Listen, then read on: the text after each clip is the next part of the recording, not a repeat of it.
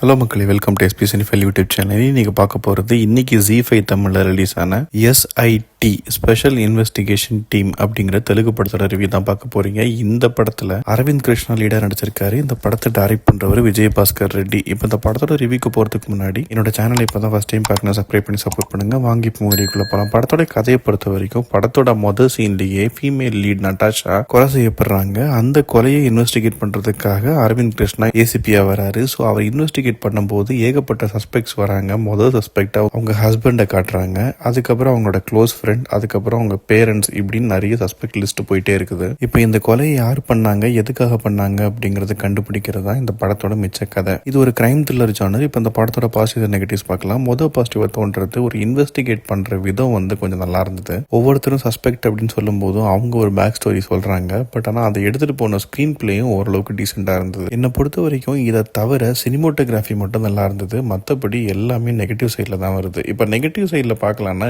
ஏகப்பட்டது சொல்லலாம்.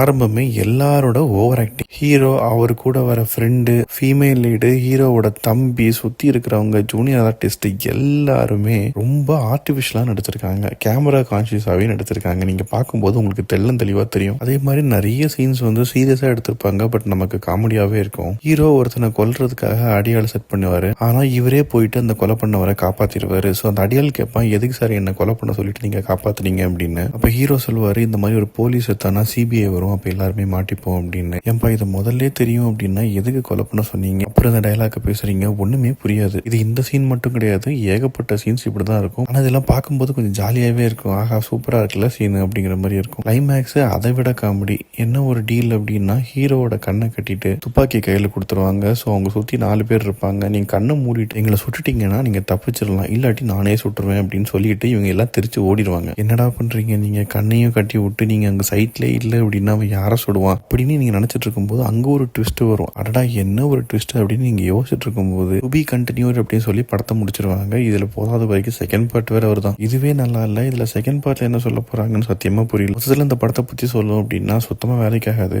சும்மா ஃபன்னா பார்க்கணும்னா வேணா ட்ரை பண்ணி பாருங்க. தமிழ் டப்பிங்லயும் அவைலபிளா இருக்குது. அடுத்த வீடியோ சந்திக்கிறேன். Bye, take care.